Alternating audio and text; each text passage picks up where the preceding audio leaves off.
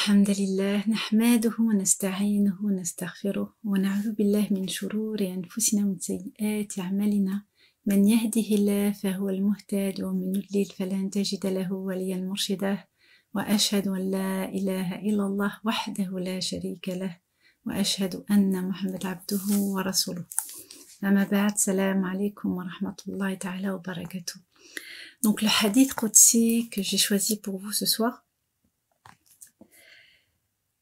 le prophète alayhi salatu wassalam a dit que Allah subhanahu wa ta'ala a dit: ô fils d'Adam, si tu m'invoques et que tu mets ton espoir en moi, je te pardonnerai tout ce que tu as fait sans faire le cas. Ô fils d'Adam, si tes péchés atteignaient le niveau du ciel, puis tu sollicites mon pardon, je te pardonnerai sans faire de cas. Ô fils d'Adam, si tu viens à moi avec des péchés à la mesure de ce que contient la terre, puis tu me rencontres sans m'associer quiconque, je t'apporterai son équivalent en pardon. Donc ici, Allah subhanahu wa ta'ala est en train de nous parler de l'espoir que l'on doit avoir en lui. Donc là, il nous parle des erreurs que nous commettons. Des erreurs que nous commettons au quotidien, et que malgré les erreurs que nous commettons, nous avons toujours cette possibilité de revenir à Allah subhanahu wa ta'ala. Et le fait de l'acceptation de notre pardon par Allah subhanahu wa ta'ala, ça va être l'acte du cœur qui va être le plus important. C'est cet acte du cœur qui va vraiment exprimer le regret de l'acte que nous avons fait. Alors, quand on parle de retour à Allah subhanahu wa ta'ala, on peut développer ça encore plus largement. Parce que parfois, quand on commet des erreurs, c'est parce que notre foi, elle baisse. Le fait que notre foi baisse à des moments, c'est tout à fait normal. Parfois, nous allons avoir une foi qui est vraiment haute et donc on se sent bien. Il y a des moments où on se sent tellement mal, lourd. Là, on sent que la foi, elle baisse. Quand on doit faire nos actes d'adoration, ça devient quelque chose de vraiment très pesant, de très lourd, voire même une corvée. Ça, c'est le signe que il y a un problème, il y a quelque chose qu'il faut réveiller, réanimer. Et donc, il y a un hadith du prophète alayhi salatu wassalam qui dit: Jadidu imanakum wa akthiru min qawli la ilaha illallah. Renouvelez votre foi et répétez avec abondance la ilaha illallah. Ici, le prophète alayhi salatu wassalam, il a choisi le mot jadidu, de tajdid. Ça veut dire le renouveau, le fait de renouveler. Donc ça veut dire quoi? Ça veut dire qu'on doit redonner un nouveau souffle de vie à notre foi. On doit nettoyer notre cœur pour pouvoir laisser rayonner cette lumière qui va nous transcender vers Allah subhanahu wa ta'ala. Vous savez, quand on est dans sa pratique, quand on est dans son quotidien spirituel, à un moment donné, on va faire les choses par routine. Et donc, à force de faire les choses par routine, eh bien, la conscience n'y sera plus. On va faire les choses de manière automatique. Et donc, c'est ça qui va faire en sorte que, eh bien, ça va devenir lourd. On ne ressent plus cet élan volontaire, cette sérénité, cet amour qui nous transcende. Et donc voilà, ça devient lourd, ça devient pesant, et on ne comprend pas. Eh bien, c'est tout simplement parce que, à un moment donné, quand la pratique devient une routine, eh bien, c'est l'effet que ça nous fait. C'est pour ça que le prophète alayhi salatu wassalam, il nous enseigne le fait de redonner vie à notre foi. Une maison, si vous la nettoyez pas, si vous la faites pas respirer en ouvrant les fenêtres, vous dépoussiérez pas, eh bien, ça va s'entasser, s'entasser, s'entasser, et puis on ne pourra pas y vivre de manière sereine. Le cœur, c'est pareil. Le cœur, il a besoin qu'on le nettoie et qu'on le réanime, qu'on le réveille, qu'on lui redonne un souffle nouveau. Alors,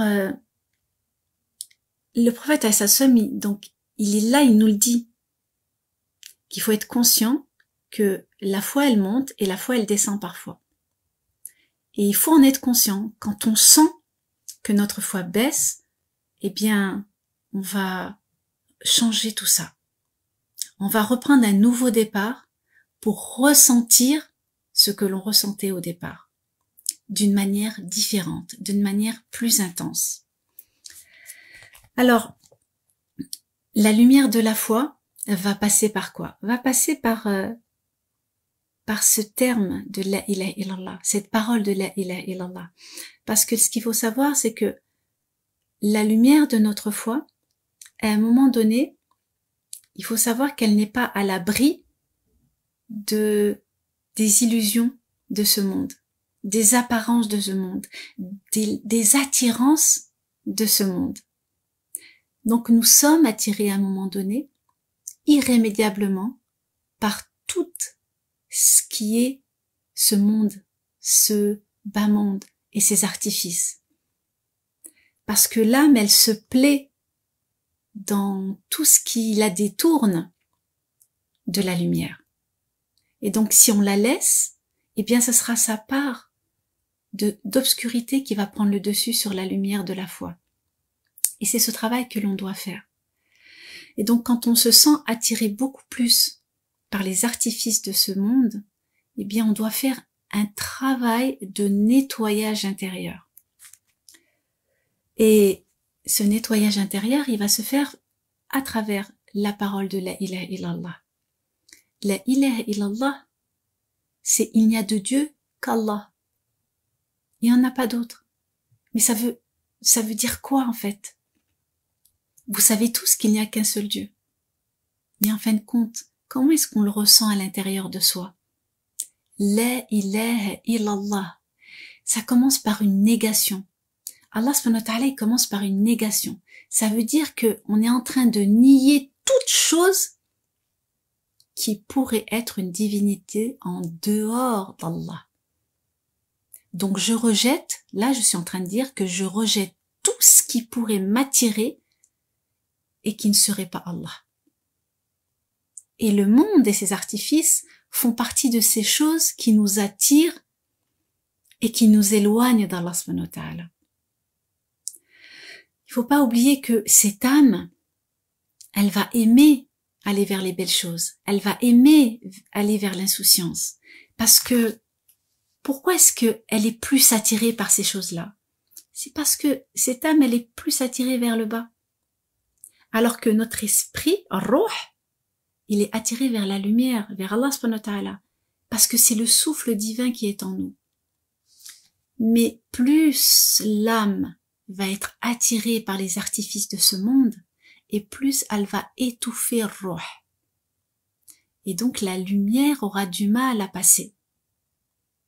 C'est pour ça qu'on doit faire un travail intérieur pour que l'on prenne conscience que le monde des artifices et des apparences, ce n'est qu'un moyen et que ça n'est pas une finalité.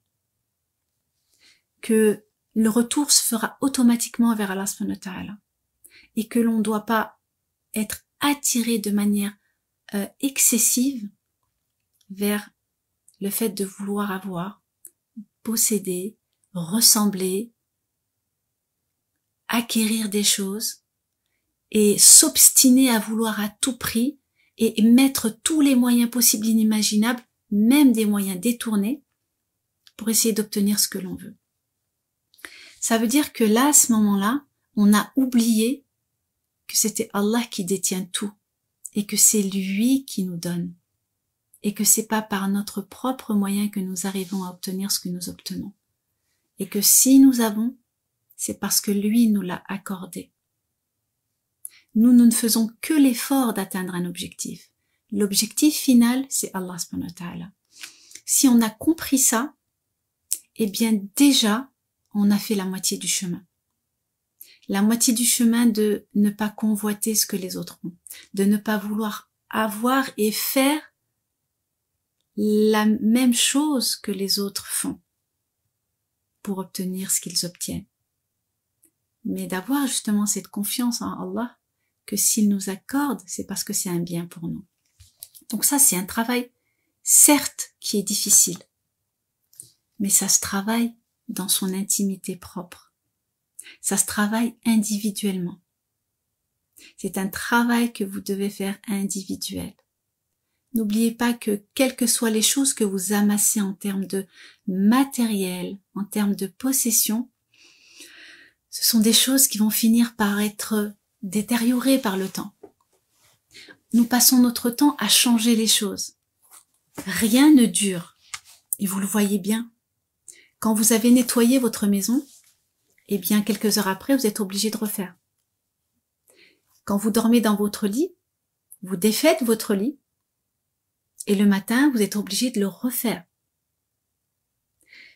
Tout ce que vous avez, quand vous achetez des vêtements, à force de les porter, ils vont s'abîmer. Les chaussures, à force de les porter, vous allez les abîmer. Tout finit par s'user. Tout finit par se détériorer à un moment donné. Parce que ce n'est que de la matière.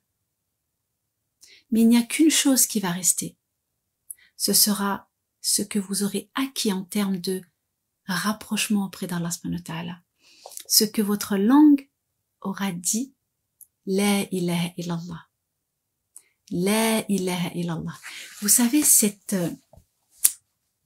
citation, cette formulation, La ilaha illallah, elle est très importante parce que c'est la parole la plus lourde qui pèsera dans la balance.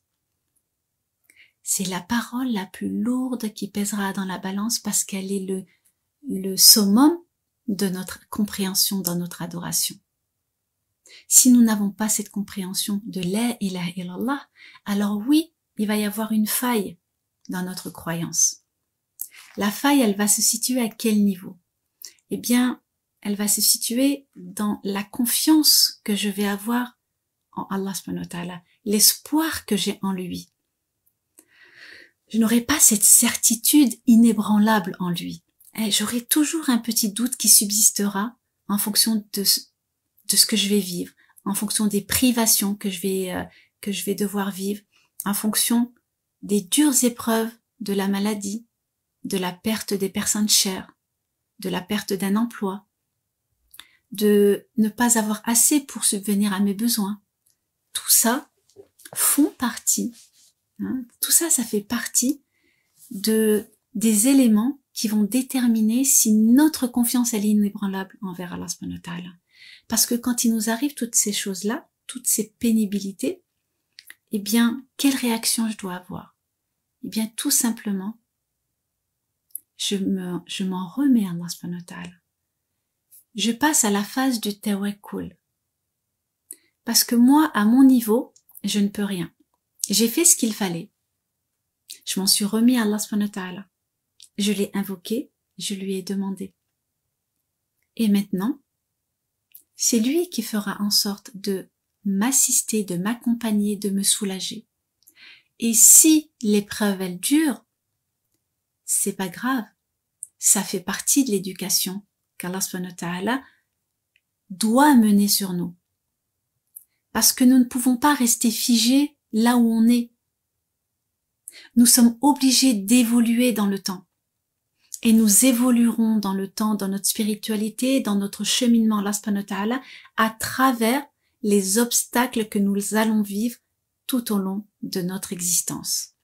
Et ce que nous sommes aujourd'hui, eh bien, la vie va nous apprendre d'autres choses qui vont nous mener des années après à la personne que nous serons, à l'évolution de notre lien avec Allah subhanahu wa ta'ala. C'est pour ça que, attention, de ne pas perdre le bénéfice de nos acquis. de ne pas se dire, vous savez, aujourd'hui nous sommes musulmans. Est-ce que vous me garantissez, est-ce que vous vous garantissez que dans 5 ans vous serez toujours musulmans? Est-ce que vous garantissez que dans 10 ans vous serez toujours musulmans? Personne ne peut garantir que nous resterons des musulmans. Nous resterons musulmans si et seulement si nous faisons l'effort d'être vigilants. Vigilants quant à notre manière d'adorer Allah subhanahu wa ta'ala. Vigilants dans la manière dont je me considère. Je dois jamais penser que tout est acquis pour moi. Je dois toujours rester au niveau où je dois toujours faire l'effort de faire plus. Le but étant d'atteindre l'ihsan, l'excellence. Et vous savez, l'excellence, c'est un degré où il n'y a pas de limite, où nous pouvons, nous, individuellement, à l'échelle dans laquelle on est, là où nous sommes, en fonction de nos capacités, eh bien, nous pouvons augmenter à chaque fois, en fonction de nos besoins spirituels, en fonction de nos capacités. Et l'ihsan, c'est le fait d'être conscient qu'Allah subhanahu wa ta'ala nous voit, alors que nous ne pouvons pas le voir, mais lui nous voit. Avoir cette conscience que nous sommes sous le regard d'Allah subhanahu wa ta'ala. Et c'est ça qui va faire la différence. Donc cette parole, la ilaha illallah, elle doit être répétée. Et vous savez pourquoi elle doit être répétée par la langue et qu'elle ne doit pas être dite à l'intérieur? Tout simplement parce que quand vous allez prononcer la ilaha illallah, les vibrations de votre langue, de votre bouche, de vos lèvres, vont venir directement nourrir votre cœur. Directement. Et c'est ça qui va alimenter la lumière. La ilaha illallah, la ilaha illallah. C'est une formule qui est très importante. La prononcer énormément et prendre conscience de sa signification et de l'impact qu'elle peut avoir sur notre cœur. Alors, si on prend, alors déjà, on est conscient que la réalité de la vie, c'est quand même d'être au contact de notre famille, au contact de notre conjoint, conjointe, nos enfants, nos parents. Et donc, on a une réalité de vie quotidienne où nous avons cette course. Hein, donc, on est la journée, on est en mouvement constamment. Constamment. Et donc, c'est sûr que lorsque nous sommes dans ce mouvement, on a du mal. C'est compliqué. Et on doit faire en sorte de rester à l'équilibre. Et on doit trouver l'équilibre. Parce que, n'oubliez pas que la destination finale, quand vous allez vous retrouver devant Allah subhanahu wa ta'ala, ni vos enfants ne vous seront d'aucune utilité, ni votre épouse, ni votre époux, ni vos parents, ni votre maman qui vous aime, qui vous a aimé, ne vous viendra en aide le jour où vous allez rencontrer Allah subhanahu wa ta'ala. C'est pour ça qu'il faut trouver un équilibre et ne pas être excessif d'un côté, ne pas s'oublier. Ma vie, oui, ma vie du quotidien, je fais ce qu'il y a à faire. Mais je dois garder un moment pour moi, pour mon cœur, pour le nourrir, pour le nettoyer, pour le ravivifier. Et ça, c'est important. Ibrahim alayhi salam, il nous dit dans la sourate Les Poètes, il fait une dua à Allah subhanahu wa ta'ala. Il dit, Seigneur, ne m'avilis pas le jour de la résurrection, le jour où ni les enfants, ni les biens ne me seront d'aucune utilité, sauf si je viens à toi avec un cœur saint et pur. Donc vous voyez ici, il dit clairement que ni les enfants ni les biens ne le secourront le jour où il va rencontrer Allah subhanahu wa ta'ala. Et la seule chose qui va le secourir, c'est quand on se présentera devant Allah subhanahu wa ta'ala avec un cœur saint et pur. Donc le cœur saint et pur, ça se travaille. Ça se travaille au quotidien. Il n'y a pas de « aujourd'hui je suis fatiguée, je me rattraperai demain ». Il n'y a pas de ça. C'est quotidiennement. Quotidiennement, je me fais une pause. La prière, c'est une chose. Invoquer Allah subhanahu wa ta'ala est une autre chose. Donc se poser et invoquer Allah subhanahu wa ta'ala. Et j'invoque pas en faisant d'autres tâches. Quand je me pose, je me pose. Je fais pas 10 000 choses à la fois. Il y en a qui vont dire, pendant que tu fais ton ménage, pendant que tu fais, mais je suis désolée. Quand on est préoccupé par son ménage, quand on est préoccupé par préparer la cuisine, en même temps je fais des invocations, je suis désolée, on n'a pas la présence d'esprit. On n'est pas complètement dedans. Donc c'est pour ça que c'est important. Si on veut que ça procure un impact sur notre cœur, nous devons avoir la présence d'esprit de ce que nous disons. Parce que nous devons ressentir, il ne faut pas que les formules sortent juste par la bouche. Il faut que le cœur puisse s'en imprégner. Donc c'est important de se poser et de ne pas s'oublier.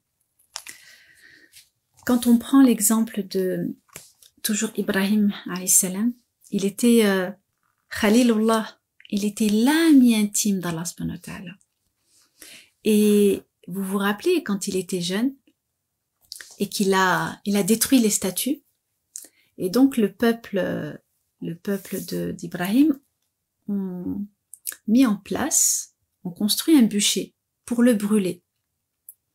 Et donc ils ont fabriqué un bûcher tellement grand qu'ils ont dû construire une catapulte pour pouvoir le projeter à l'intérieur. Et quand ils ont voulu le projeter à l'intérieur du feu, qu'est-ce qu'Ibrahim a fait? Il a dit « Hasbi Allah wa ni'mal wakil ». Dieu me suffit, Allah me suffit, et il est mon seul garant. Hasbi Allah wa ni'mal wakil. Allah me suffit, il est mon seul garant. Il était dans une confiance totale à Allah subhanahu wa ta'ala. Il était dans un tawakkul inébranlable. Et donc, ce tawakkul inébranlable, qu'est-ce que ça a procuré?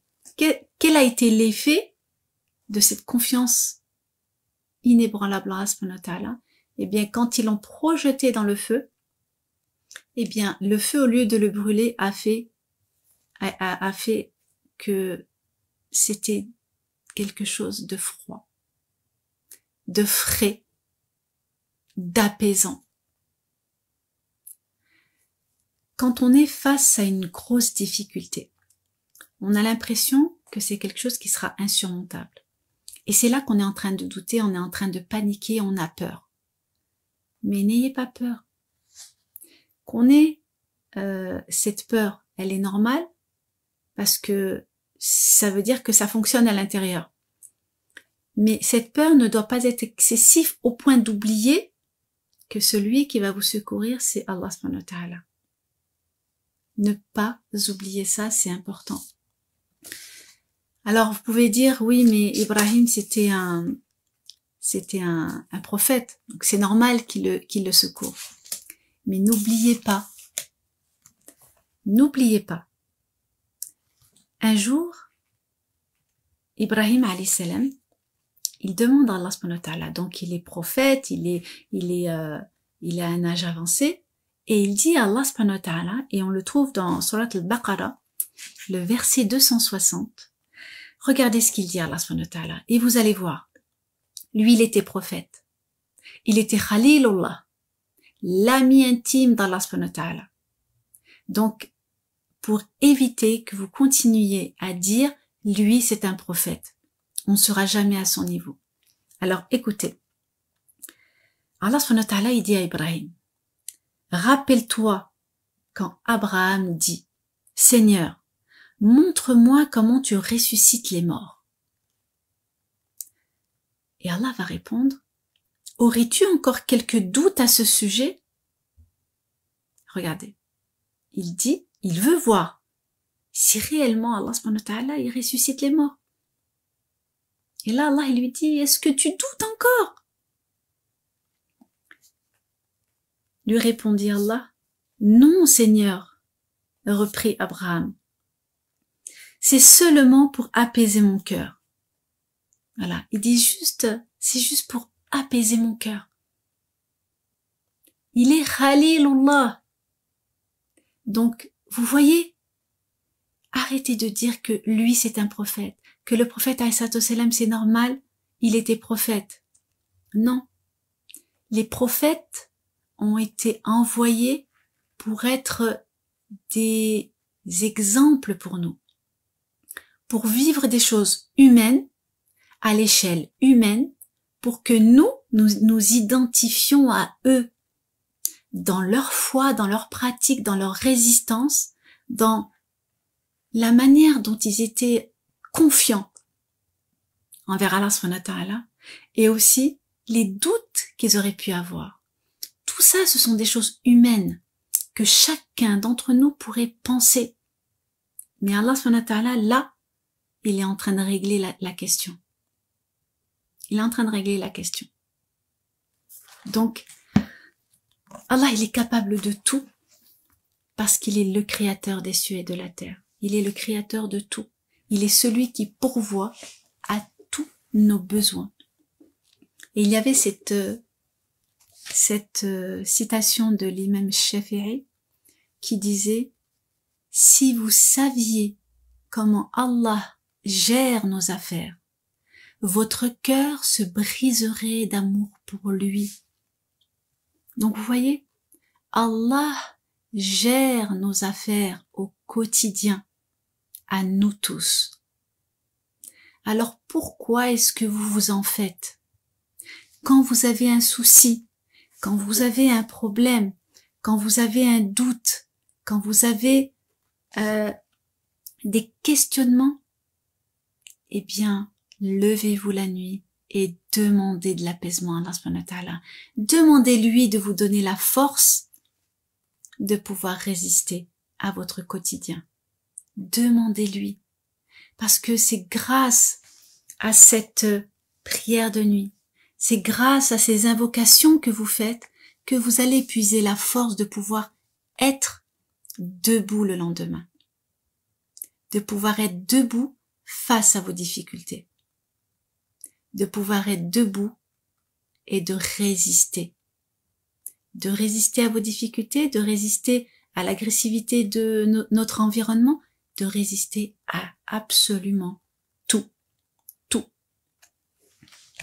C'est ça la puissance de notre foi. Mais c'est pour ça que nous devons remplir nos pensées d'Allah subhanahu wa ta'ala. Si Allah est dans notre cœur, alors oui, ça va opérer ce changement. Mais si notre cœur est habité par les biens de ce monde, par les apparences de ce monde, par les artifices de ce monde, alors si c'est notre cœur qui est rempli de ça, Allah subhanahu wa ta'ala en sort. Dans le cœur, les deux ne peuvent pas cohabiter. C'est soit il y a Allah, soit il y a Dunya. Mais les deux, ça n'est pas possible. Et rappelez-vous de cette parole prophétique. Le prophète alayhi salam, il dit à ses compagnons que viendra à la fin des temps. Ce que je redoute le plus pour vous, ce n'est pas le retour aux idoles. Parce que il est clair que on a conscience de ça. C'est pas le retour aux idoles qui est compliqué. Ça, je ne crains pas ça pour vous. Ce que je crains pour vous, c'est l'amour de ce bas monde. Et effectivement, nous y sommes en plein dedans. L'amour de ce bas monde, l'amour de ces artifices, l'amour de vouloir posséder, l'amour de vouloir changer constamment, d'être comme les autres, de suivre un mouvement, de suivre ce que la société nous impose, que ce soit en termes vestimentaires, que ce soit en termes de décoration, que ce soit en termes de pensée, en tout. L'être humain, il suit une majorité. Même si dans sa tête, il se dit que ça n'est pas la voie droite, mais du fait qu'il voit que la majorité suit, eh bien, il va suivre. Parce que l'être humain, il ne veut pas se retrouver seul. L'être humain, il est fait pour vivre avec les autres. Il vit en société. Et donc, il ne veut pas être exclu. Et comme il ne veut pas être exclu, il va suivre même si dans son fort intérieur, ça n'est pas ce qui est réellement vrai. C'est pour ça qu'on doit faire déjà l'effort, chacun individuellement. Individuellement on doit changer. Pour pouvoir faire en sorte que, en groupe, nous puissions changer. On ne peut pas changer une société, se dire je vais changer la société, si chacun d'entre nous n'a pas opéré ce changement. Le prophète, Allah subhanahu wa ta'ala, pardon, il a dit que Allah ne change pas l'état d'un peuple, tant que les individus qui la composent ne changent pas individuellement. Donc vous voyez bien, c'est déjà à l'échelle individuelle que le changement doit s'opérer. Et ça, c'est très important. Chacun d'entre nous, dans notre quotidien, dans notre foyer, on fait l'effort de pouvoir changer. Et c'est comme ça qu'on change les choses. En termes d'éducation, c'est très important. D'ailleurs, c'est le point le plus important. En termes d'éducation spirituelle aussi, parce que c'est le pilier de notre existence.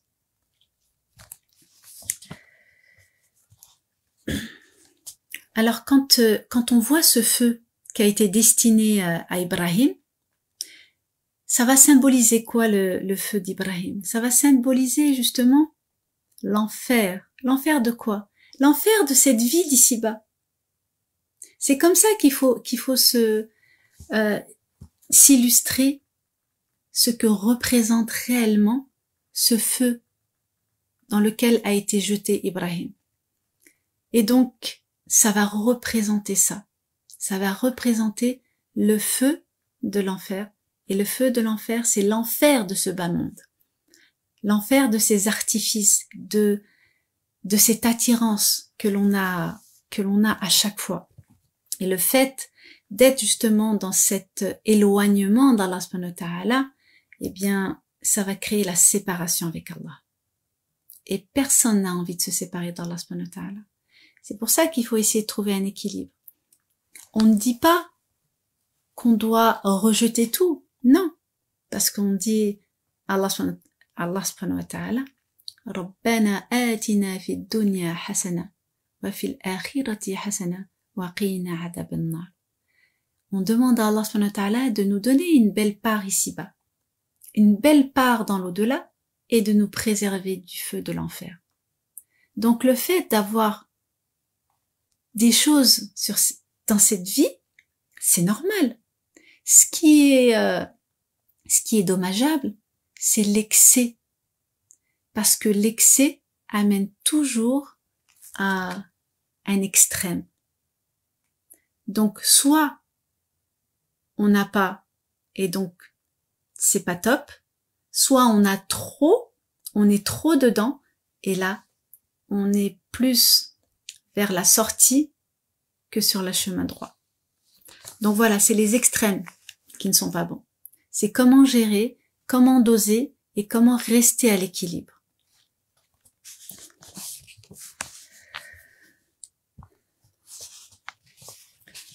Alors, cette confiance que l'on doit placer en Allah subhanahu wa ta'ala, quand on prend l'iman, Hein, donc iman, ça va venir du mot amen.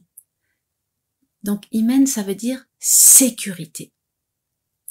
Donc quand on porte la foi, ça veut dire on se sent en sécurité, on est en sécurité. Iman, c'est la foi, c'est la sécurité. À partir du moment où on a décidé volontairement qu'on a fait ce choix d'adorer Allah subhanahu wa ta'ala, eh bien on se met sous sa protection, on est en sécurité. Et ça, on ne doit pas l'oublier. Donc on est dans cette sécurité et on est habité par la présence d'Allah subhanahu wa ta'ala. Et quand on est habité par la présence d'Allah subhanahu wa ta'ala, on est en paix. On ressent la paix. On sait qu'Allah subhanahu wa ta'ala ne nous réservera que ce qui est bon pour nous. Si nous, par exemple, il nous arrive quelque chose, qu'on obtient quelque chose ou qu'on n'obtient pas quelque chose, on va penser que c'est quelque chose de négatif et de mauvais pour nous. Sauf qu'Allah, si vous la retirez, si vous a donné autre chose, c'est parce qu'il sait que cette chose, elle n'est pas bien pour vous. Donc, quand vous œuvrez, vous travaillez, et que vous donnez énormément d'efforts pour obtenir quelque chose, ou menez à bien un projet, si jamais ce projet tombe à l'eau, ne soyez pas déçus. Dites juste que, alhamdulillah, il y a un bien dans chaque chose. Il y a un bien. Si vous n'avez pas atteint un objectif, c'est parce que c'est Allah qui n'a pas voulu que vous l'atteigniez cet objectif. Et il a fait en sorte que ça ne fonctionne pas.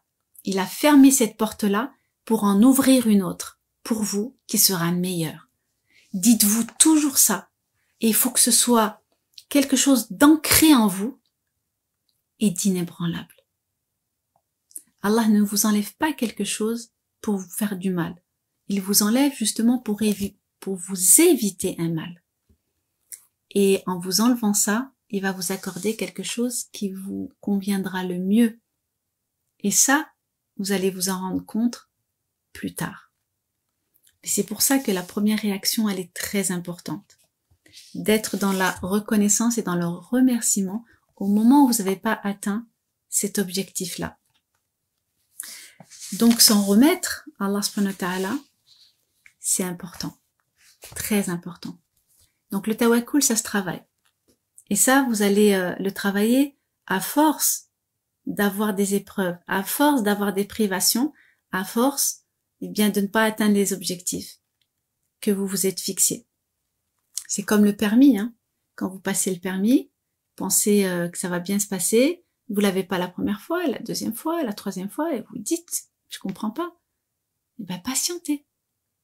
Vous l'aurez au moment où Allah, il décide que vous l'aurez. Vous l'aurez, Inch'Allah.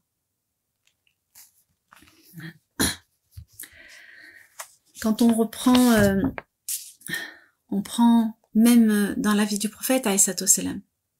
Le prophète, alayhi salatu wassalam, notre prophète bien-aimé, qui a été choisi comme étant le meilleur des hommes, qui nous a transmis cette exemplarité, qui nous a transmis cette voie à suivre, a subi des pressions, a subi des humiliations, a subi des privations, a subi énormément de choses. Mais il avait justement, à travers les épreuves qu'il a vécues, cette certitude qu'Allah subhanahu wa ta'ala était là, présent, à l'accompagner, à le soutenir, à le sécuriser. Oui, mais lui c'est un prophète, vous allez me dire. Si c'était pas un humain, il était un humain, bien évidemment. Et qui a appris à ses côtés? Les compagnons. Les compagnons ont appris à résister à travers son comportement. Le prophète, alayhi salatu wassalam, à un moment donné, il est mort. Qui a pris le flambeau? Qui a repris la relève? Ses compagnons. Ses compagnons ont dû aussi affronter des difficultés, ont dû affronter des décisions, ont dû prendre des décisions. mais c'est à travers l'exemplarité du prophète qu'ils y sont arrivés. Ils ont résisté, ils ont appris, ils ont cheminé et ils ont transmis la manière d'être.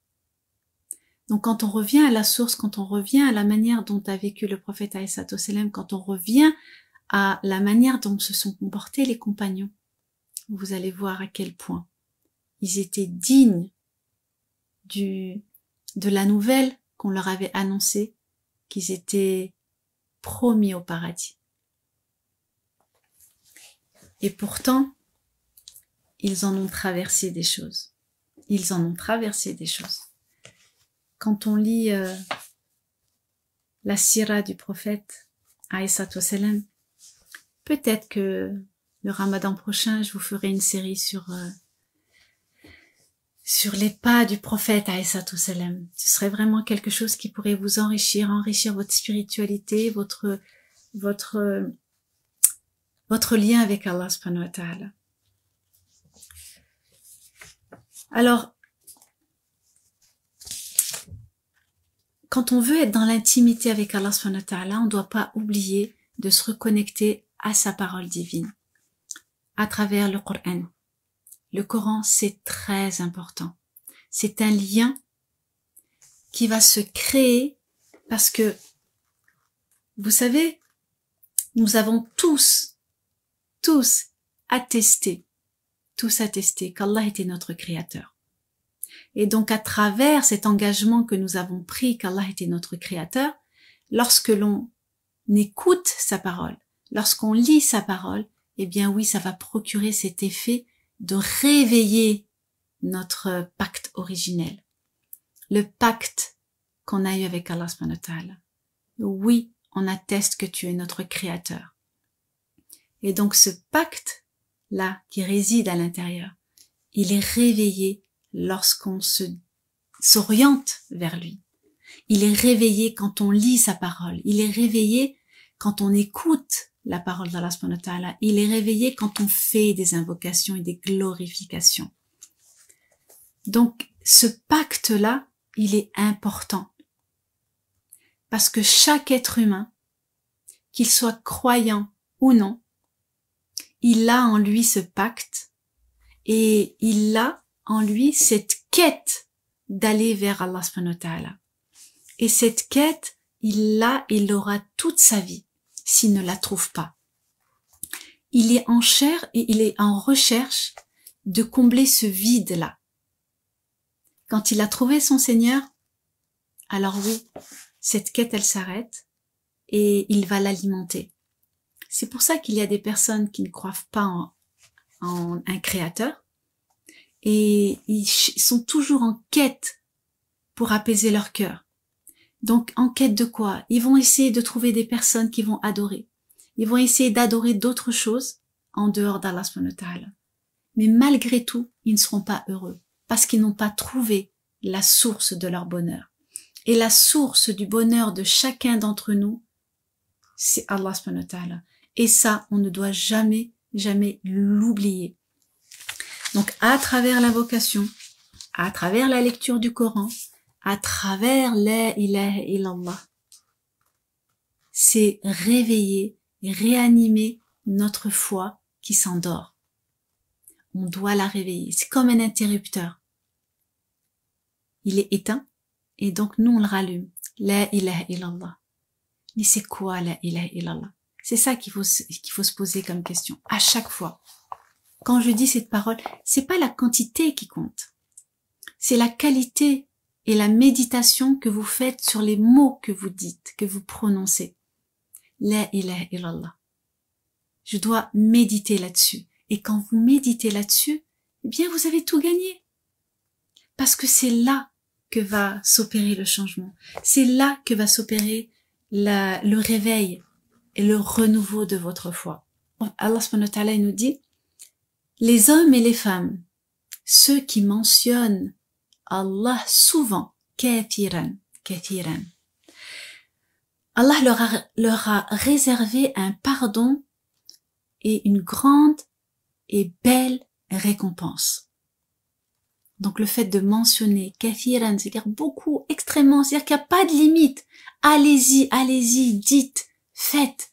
Parce que plus vous faites, plus vous nourrissez votre cœur.